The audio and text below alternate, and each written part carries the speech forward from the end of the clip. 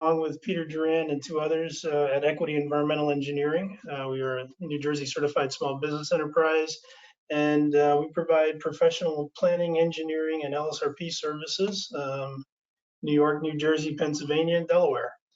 And with that, I will introduce Mike Battistella, who is the president of Solutions Cubed, is it, Mike?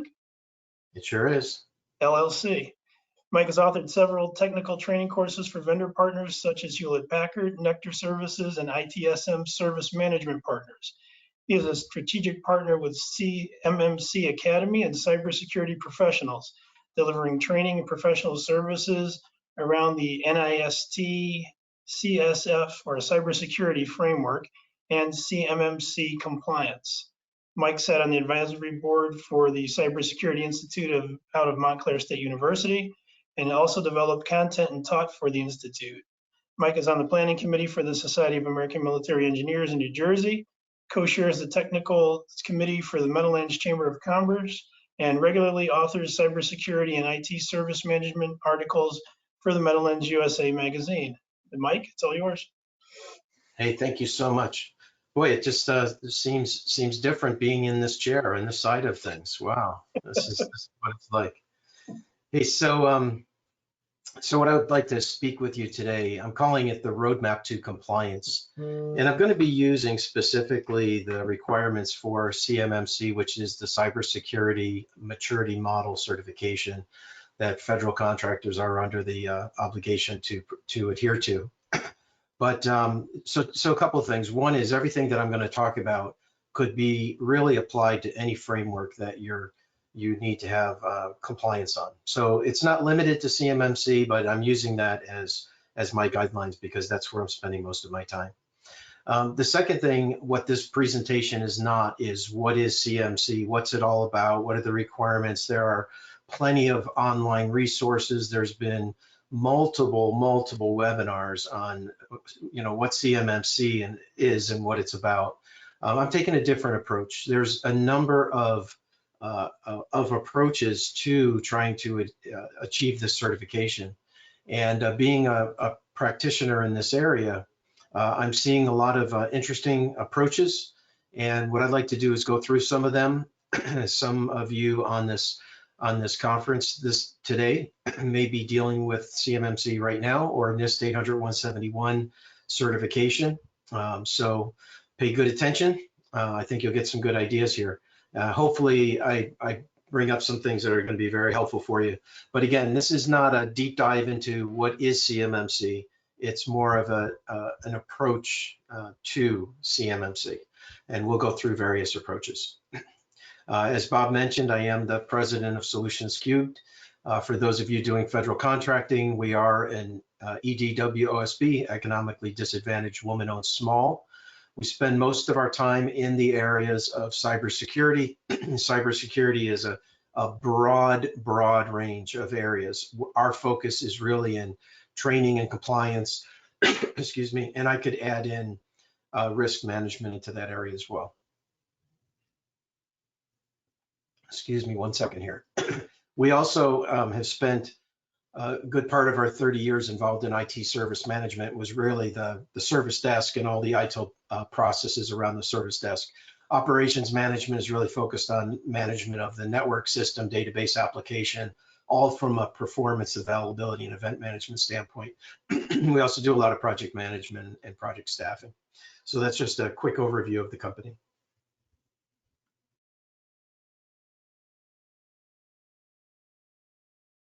So my throat decided to start going crazy now that it's time to present. So I just want to talk a little bit about what CMMC is, just at a high level, and I'll let that lead into our roadmap methodology. For those that are not aware, and for those that are playing in the space, all this will be very common, but I just want to give you a sense of where we're at. So NIST, if you're unfamiliar with the NIST, it's the National Industrial Standards for Technology. And the NIST Cybersecurity Framework, NIST CSF, is a series of 97 controls that organizations that want to have good cyber hygiene would follow. So back a couple of years ago, industry decided, really driven by DoD, decided that all federal contractors that were going to be primes needed to adhere to this standard. So the large primes, if you're going to prime a federal contract, you needed to have the 800-171 compliance. And what they saw over the couple of years that pursued is most of us small businesses were really riding the coattails of our primes. And so as long as the prime had it, we were kind of okay and protected. And so the DoD recognized that as well, and really said, you know what, there's an issue with the weak chain and the link.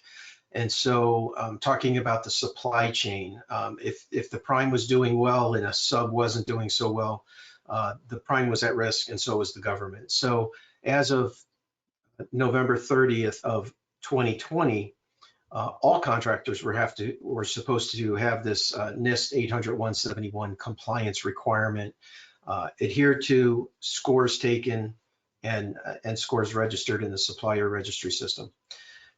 So right now we're looking at a significant percentage, and I won't say what the percentage is, but a significant percentage that really haven't gotten there yet.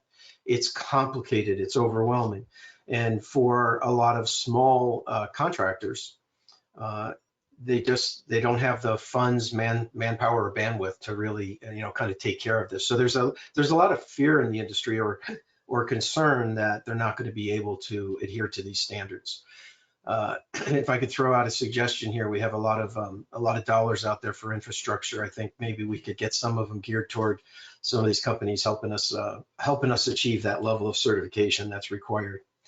So now with the requirement that as of November 30th of last year, everyone who was going to be a prime, anyone who was going to get an award or even an option year award would have to have their 800-171 compliance requirements done.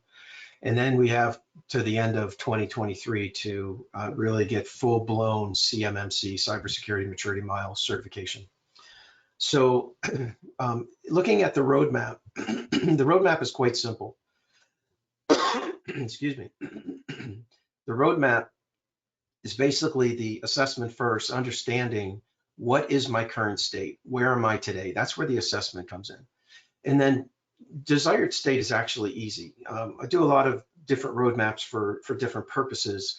If it's a service desk, there may be a lot of requirements that drive what that service desk might look like, or if it's an enterprise management solution, there may be a lot of requirements that drive what desired state looks like.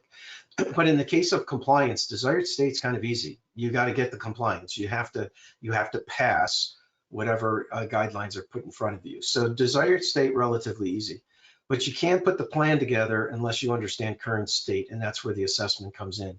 And then based on that, and based on identifying any gaps, the POEM, or the plan of action and milestones, is put together to get you to desired state. So that is actually a roadmap methodology that we've been using for the bulk of our 20 plus years doing this. And that roadmap methodology, if I were to break it down further, go into an organization, understand, we have to identify current state. So we want to review any kind of documentation or capabilities that organization has. So it's usually meetings and conversations and reviewing documents and whatnot.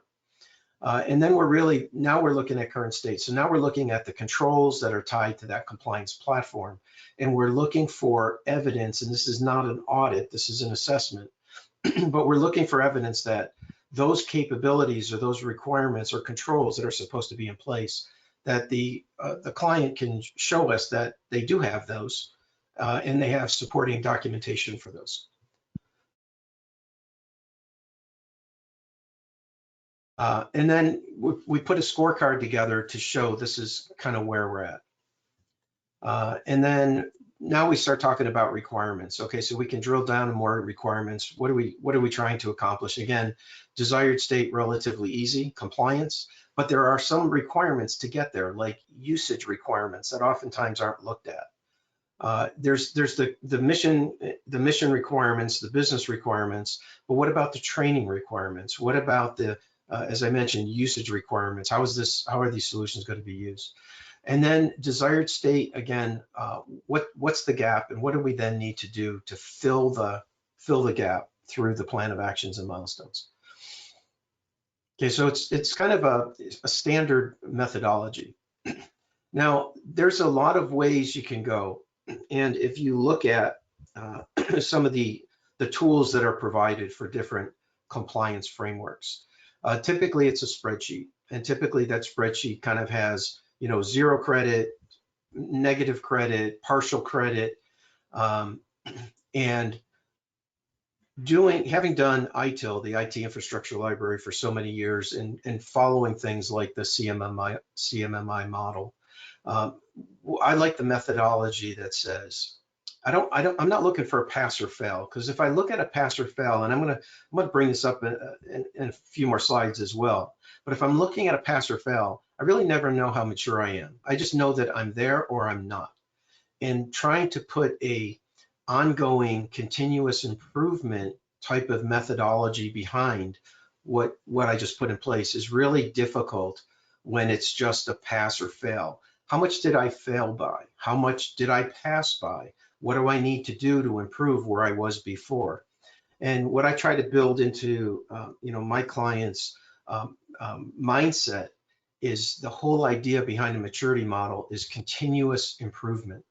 If I pass the audit today and I have a continual improvement process defined, then when I self-assess in the future, or I'm audited in the future, and I'm going to say it again, if I pass today and I'm always getting better than I was yesterday, then I shouldn't experience the angst during a self-assessment or an audit, because I'm always better than I was when I passed the audit. Let that sink in a little bit, because that is key to a way ahead plan that helps really take the pressure off of these assessments and audits. And what I also like about this you know, this kind of ranking is there's a definition behind it. So for instance, if I get a score of a 0, it says, you know, this particular control, this thing that I'm looking at, there's little or no evidence that anything's being done in this area. Example, change management. Am I doing change management? No, my IT team, a matter of fact, we just did a project recently where the IT resource literally said, we don't worry about change management because we always get it right the first time. I've been doing this a lot of years. I've never met anyone that has got it right the first time every time. It just doesn't work that way. So in that case, they would be a 0 because there is no change management process. A value of a 1 says, you know, they kind of know they need it. They're kind of doing something along the lines, but because it's ad hoc, it's kind of unpredictable, and it's not measurable in any way. But they know they need it, and they're attempting. So there's my 1. Manage level 2 says, you know what, they've defined the processes, they've documented the processes. Maybe they're not really following them, but they at least took the step to get them defined and documented. And you know, maybe they're not doing training on it. Maybe they need to start doing training on it. But now I know why I have a low score and what I need to do to improve it. Level 3 in this maturity model is defined, meaning that things have been clearly defined and documented. There's been training on it. We're trying to be proactive in our approach to do a better job in what we do. We get to a level 4. Now we're at a significantly higher level. We have the processes in place. They're measured and controlled. They're being monitored, and it's easier, or we're able to quantify, you know, the impact on the organization, be it positive or negative. And once we get into the level 5, which is the highest level, it really means that they're best in class. They're doing it right. They have a continual service improvement model, and they should always be getting better year over year. And so as an example, you know, so I'm taking this, you know, right out of some of the things that we've done in the past. So let's just say we're looking at asset management, part of the NIST framework. So one of the areas would be asset management. So within each category, we have subcategories, and it goes down 3 levels that we won't bother going down here, but just as an example, you know, am I doing hardware asset management tracking? Yes, and I seem to be documented pretty well, and you know, doing it pretty well. Software asset management, not so well. I know I need it, but not really doing so well. So each of the controls have a, you know, clear definition. We would like to say that they're clear definitions, not always, but we've got a definition of what we're shooting for. And so within this area, we're ranking each of the different controls or subcontrols or subcategories to come up with our overall ranking. So for the category of asset management, we've come up with a 2.3. And if I go bounce back here, 2.3, I'm somewhere between managed and defined. So it says I've got, you know, a lot of things documented, and I'm following it, I'm being proactive, but not in all cases. So you can see how that works. And then the next thing is, now I've got a visual. I can see kind of how I look on the maturity curve in the area of asset management. And now I can say things like, this is a really weak area, and software asset tracking actually, you know, if I could get that up to a 2 or a 3, I would have much better control of my software assets. Maybe I'm not spending so much on software support. Maybe I've got license metering so that I know how many licenses are being used at any time. So I'm not purchasing licenses I don't need, or I'm not violating contracts for overusing licenses that I have. So I may say that's a worthwhile financial investment, right? Because financial decisions are part of the whole equation as well. Now I can make a financial decision. Is it worth trying to put the right processes and procedures in place to get me up to a 3? I may look at you know, this down here, change management, owner assigned, probably not a great example, but you know, I'm sitting at a 3. I've got some other areas I'd like to bump up. You know, I'd sure like to put this at a 4, but that might mean I might have to spend $150,000 to bring on a dedicated change manager. And right now, the financial you know, benefit doesn't balance out with the investment. So now it allows me to make business decisions, because now I have a really good grasp of where I am and how I want to handle that information. And then the other benefit of this methodology is it also allows me to say, where do I want to be? What's my desired state in 1 year? What's my desired state in 3 years? What's my desired state in 5 years? And we can begin to map those diagrams, or those points, those data points in here, and then build a plan to achieve desired state.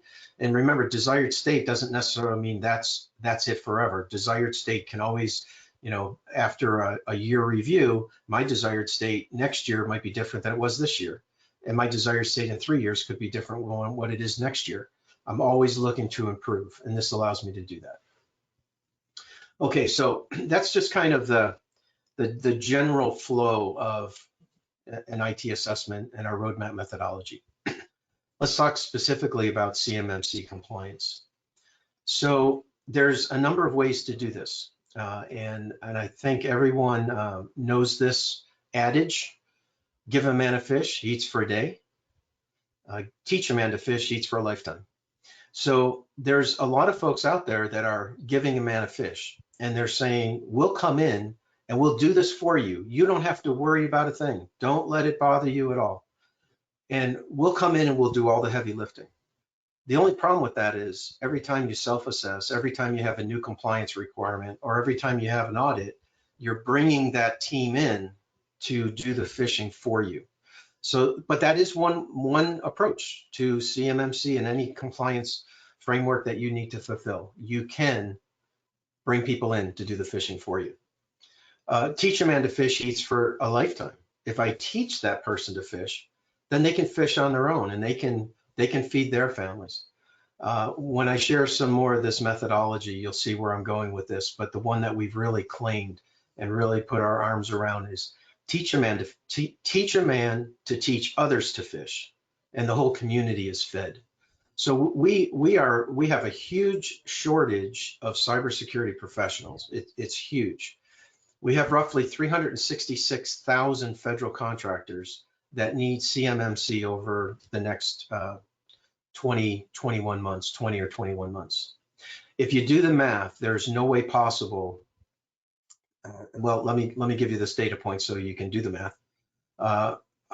every month there's a CMMC town hall that I sit on, and this past week I did not hear the number of CMMC practitioners that are tied into the CMMC accreditation board. The prior month was 1,740. So if you think about 366,000 federal contractors and 1,740 practitioners, there's no way that we can address this massive thing. So a lot of companies, a lot of consulting companies are going out and they're giving a man a fish. And then there's a number of others that are teaching a man to fish. There's not too many that are saying we're gonna go full board and teach men, and I say men in general, men and women, teach men and women to teach others to fish, because the community is huge. And I would venture to say, in the organizations that I've talked to, which have been quite a bit, that many of them really don't recognize that we are in a war. We are in a cyber war. And many of them don't feel like, well, we're a small business. They're not really too concerned about us. We don't have anything of value. There's bigger fish to fry, keeping with the fishing scenario. And, I always ask two questions. Number one, how many times have you heard over the last number of years, we're going to rebuild the economy on the backs of small businesses? Second question, how many countries are out there that would never take us on militarily, but they'll take us on in cyber warfare? In case you're wondering, we are in a cyber warfare. It's happening on a regular basis. The uptick in activity is huge, and all of us, all collectively, our organizations have to understand that, number one, there's a war out there, and number two, there are weapons that we have access to that we have to know how to use. And the NIST framework is actually one of those weapons, because it teaches us and shows us and guides us on how we can better protect our organizations. So I just want to put up that roadmap to CMMC compliance one more time and show that this is the standard roadmap that we've been using for years and years and years. And all I did in red there is highlight, what tweaks are there, or what specific details are there tied to CMMC and the compliance. So we're doing all the same normal things, but our current state really is focused on assessing how we compare against the NIST 800-171 standard. That's for federal contractors. Once we get that score, we're supposed to put it in our the SPAR system, the supplier performance registry system, get our numbers in there. And then our goal, desired state, CMMC, cybersecurity maturity model certification. So it's basically the 110 controls that are in the 800-171 standard, with plus another 40. It brings us up to 140 controls, and then a couple of processes and procedures and a couple of different things. So the idea from a CMMC standpoint is, what do we have to do to get there, and what's the best way to get there? And there are a number of approaches. I'm going to cover 4 of them today. Hopefully I get through them all. But if you are in a position, and again, I'm talking 800-171 and CMMC, but you may be more concerned about 853, which is government agencies. You may be ISO 27001, which more for business companies, commercial companies. So regardless of which one, ask yourself some questions. One is, do I have the technical chops? Do I have the technical chops within my organization to pull this off, to understand what the controls are, and to pull it off? Do I have an understanding of the NIST cybersecurity framework? Do I have that? Am I willing to put an investment in? I can be given a fish and I can feed, or I can be taught to fish so that I can fish for myself. So whenever we talk about that, that's always a training investment. Do I have contract to support? Do I have a partner, a professional services company that can help and support me and guide me? Do I have budget allocated for such an activity? Am I willing to do the heavy lifting?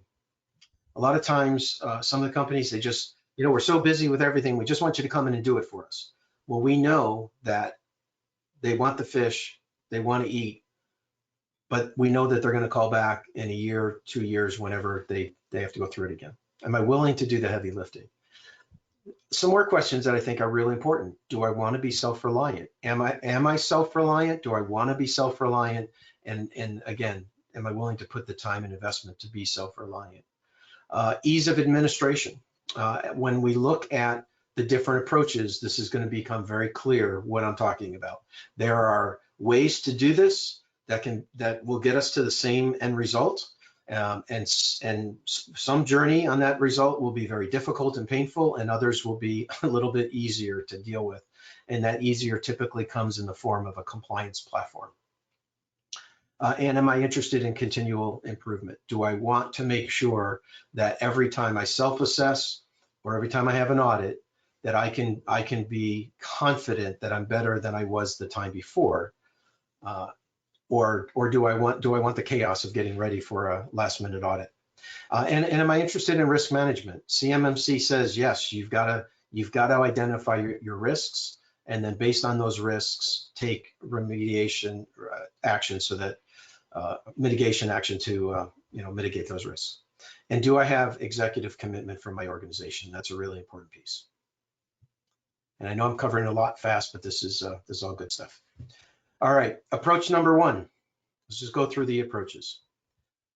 Approach number one, I don't have the technical chops. Maybe I'm a small organization, or maybe I could be a bigger organization and we're more admin focused and not technical focused, but I just don't have the chops. I don't have the money or the time that I want to invest in training. I'm not interested in a compliance platform. The spreadsheets are free. And maybe I'll get some contract support, who knows.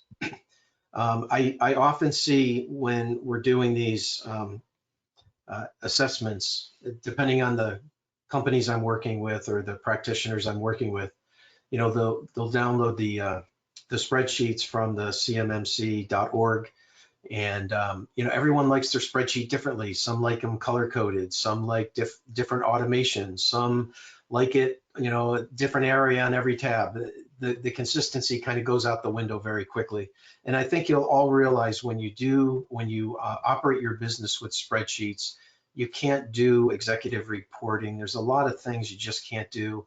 And probably one of the biggest things you can't do is keep it up to date and keep it accurate. So, but spreadsheets are free. You're probably going to see a very time-consuming review of the controls. That's going to be sitting down. You brought in your technical support. You don't have the technical chops, and so your highly paid consultant is going to read you a control and ask you, "Do you have this?" "Yes, I have this." Show me what you got. Okay, let me fill in the spreadsheet cell, and so it becomes a very time intensive exercise, and there's a high cost to that sign. And what you'll find in this scenario is you're going to rapidly burn through your budget. And then what's going to happen in this scenario is typically there becomes a reliance on a contractor for any self-assessment, and especially prior to an audit. And there's the potential for a lot of chaos during the audit. Auditor says, can you show me this? Hey, Bob, where's the spreadsheet for that? Oh, I thought Tom had it. Well, I know Mark was updating it, and Susan, she was doing her tweaks on it. And it's like, you're putting up your hands like, where is the document? Where's the exact, the document for today? And I can tell you, even with just putting presentations together for today, a lot of chaos at the last minute there. So, I say potential, but it's pretty high potential. And you have a high risk of repeating this exercise from scratch with every audit. That's approach number one. And what I'm going to ask you to do is just, as I'm going through these approaches, don't put it in the chat yet, but when we get through approach number 4, put in what number you think your organization is in when they approach assessments like this. Approach number 2, I have the technical chops. I do have the technical chops on staff. I'm not willing to do the training investment. I don't want to work with a compliance platform, and I'm still contracting support. So we still have practitioners showing up with spreadsheets. We still have a time-consuming review of the controls. We still have a high cost of time investment. And again, we're burning through the budget. The only difference is our technical team is probably more involved, but we're still very dependent on the contractor, reliance on the contractor, because that contractor's bringing in the NIST framework control understanding.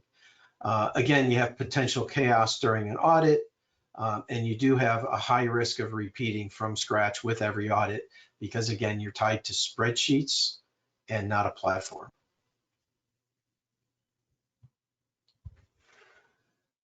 So let's just take a pause here from our approaches and say, what is the big deal with spreadsheets, and why are spreadsheets making this so difficult? Well, one, as I mentioned, spreadsheets are just not a great tool for tracking these kinds of metrics, these kinds of things, this kind of data. It's very hard to keep them updated, very hard to keep what would be, my definitive source of record. Very difficult to do. Spreadsheets, typically by the time you get them filled out, they're already out of date. Really difficult to manage and control. So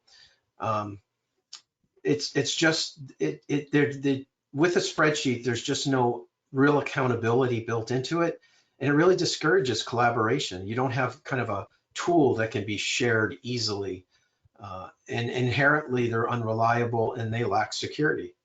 They're not really designed for organizational performance measurement. That's just not what they were built for. They lack transparency, they lack auditing capability, compliance retention, and just even building this spreadsheet and getting it to do what you want it to do can be a very time-consuming, high-cost item. A lot of manual effort, typically out of date before completion. As I said, poor data protection and error prone. And just to make sure that you know that I'm not making this up on the fly, I put a couple of articles in here that just did a really nice job of talking about the challenges associated with trying to manage not only finances and compliance, but anything that's really business intensive on spreadsheets. It's really a challenge. Okay, with that framework, let's go to approach number 3. Approach number 3 says, I don't have the technical jobs. I do have money for training. I'm willing to invest in training. I'm gonna go with the compliance platform. I like the compliance platform. I like the idea of getting away from the spreadsheets, and I'm going to contract some support. So here, what you have is your practitioners can support the heavy lifting, but for a lot of the more simple things that you guys could take on yourself. And by the way, if you haven't been involved with a compliance platform, it basically has all of the controls in the system on the platform. And these controls allow you to, here's the control. You can type in, a little text box, all the information you want to share about that, about your standing with that control. And then you can attach any supporting artifacts that would support your self-ranking on that control. And the nice thing about it is that becomes part of your day-to-day moving forward. We talked about the continual improvement. So when changes are made and updates are made, you're making it in the platform. And when you need to self-assess or you're going to go through an audit, you're not looking for the latest version of the spreadsheet. You're just logging into the platform because all of the data is there. And anyone who's updating that, anyone has an authorized role to update it, is updating it in the platform. You never have to worry about who opened it last, who did what last. So you've got an expedited review of the controls because the controls are all in there already. You still have a pretty significant time investment, but not nearly as much as the previous 2 approaches. You're still burning through your budget, but it's a measured burn. It's more of a methodical burn. And your self-reliance, maybe during the first assessment, because you invested in training. And the training I'm talking about here is training on the NIST framework. And let me caution you, and I'll share a couple things at the end here, but there's the training on what the control is and why it's important. There's a lot of training out there that says this is what it is, this is why it's important.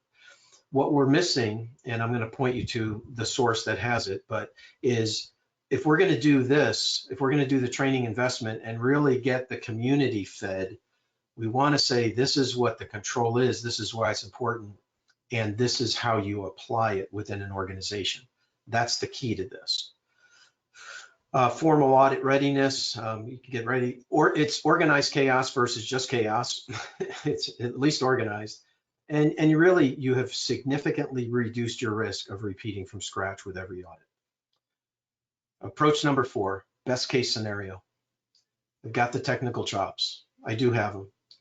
I've invested in the training. I have a compliance platform. And instead of contracting folks to come in and do the heavy lifting, I'm contracting folks to coach, mentor, and guide, provide assistance and helping me understand what this control is, or, help me better articulate, this is what I have in my environment. How does that map to this control? As opposed to doing all the heavy lifting. So now your practitioners are really acting as coaches and mentors. It's an expedited review of the controls in the application because now your team is handling the bulk of the heavy lifting. Low cost of time investment. You have a measured burn through the budget. You're building self-reliance, doing your yearly assessments, and you're built self-reliance doing your formal audit. Maybe you're bringing your contract, your coach or mentor in to help out in audit preparedness, but for the most part, you've built a team that can do that. You've organized the performance during the audit. You have little risk of repeating from scratch, and you've built in that security improvement, CSI. ITIL calls it continual service improvement. On the security side, I like that it's CSI, continual security improvement. Hey, Mike, you're about out of time, so just giving you a heads up. Yeah, let me finish. It's so important.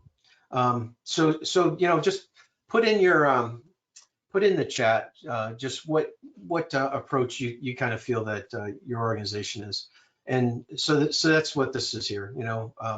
Which approach relates most to me and our organization. And then I want to share with you that there is an organization out there that has the NIST cybersecurity professional certification and the NCSP program. And what the focus of this program is to not to give a man a fish, and for the most part, not even teach a man to fish, but to teach a man to teach others to fish so the whole community is fed.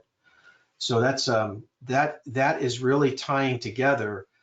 And then they've put a package together that provides a platform for doing your compliance assessment, a number of security frameworks involved in that, the risk management is involved in that, the training, and then a pool of coaches and mentors that can help out with that.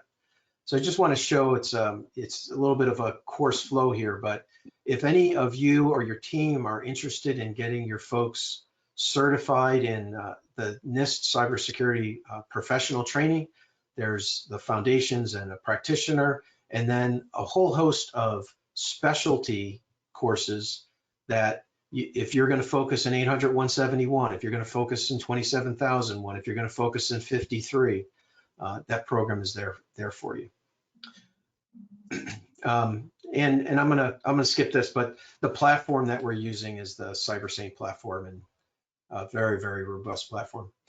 To illustrate my point, I think this is a really important point.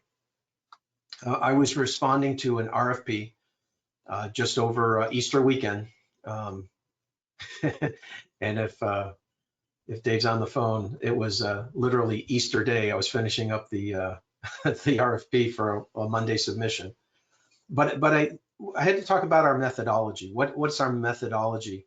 And I want to read this to you because this is literally taken word for word out of the first paragraph of my methodology. And I think this is going to ring true. Tell me what you think. A number of responders will undoubtedly propose an individual or more to come in with their knowledge of the NIST 800-171 controls, their CMMC package of Excel spreadsheets, strategy documents, information gathering forms. A significant amount of time will be spent reviewing documentation, asking numerous questions around the 800-171 controls, and mapping existing documentation, information provided, and gap remediation recommendations to those controls. here's the key point. Reality will eventually set in that the client must do the bulk of the heavy lifting because they know their infrastructure. They know what security controls are in or not in place. Only they know what security documents exist or don't exist, and only they can answer the bulk of the questions and provide the supporting information being asked. So the point here is you've got highly paid consultants that are basically taking your information and typing it into the spreadsheet or the platform, whatever it might be. And I make the point, the only real component that they're missing is the in-depth knowledge the CMMC practitioner brings to the project and how the NIST 800-171 controls should be interpreted and applied within an organization looking to implement or document those controls. And I see this played out time and time and time again. So my recommendation to all of you that are going down this path is to, if you have the ability with your team, is to get them trained in the controls using a platform so that you can then in fact be self-reliant, do the heavy lifting, and use practitioners like myself and others to be coaches and mentors and not necessarily the heavy lifters. Now, I shared that with a practitioner, and her response was, I don't know if I like that, and I don't know if my client would go for that. And I have a much longer story to tell, which I can't now, but I basically left it at this. One practitioner, maybe they can help 2 companies in parallel, maybe 3. When we're looking at 360+ thousand federal contractors that need help, there's no way this handful of practitioners can get to everyone. And if we give them manifest sheets for a day, we teach them manifest sheets for a lifetime, but if we teach others to fish, the whole community can be fed. So with that, if you take down this link, ITSM Solutions, you can register for the NCSP, that's the NIST Cybersecurity Professional Awareness Training. It's an online self-paced $99. If you use the SAME-S3 code, you will get that for free, and it will give you a good opportunity to start to fish on your own. Any questions?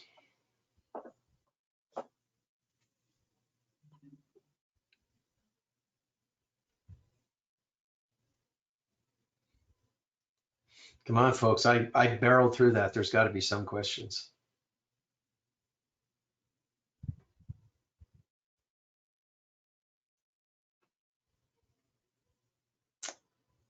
Okay. All right.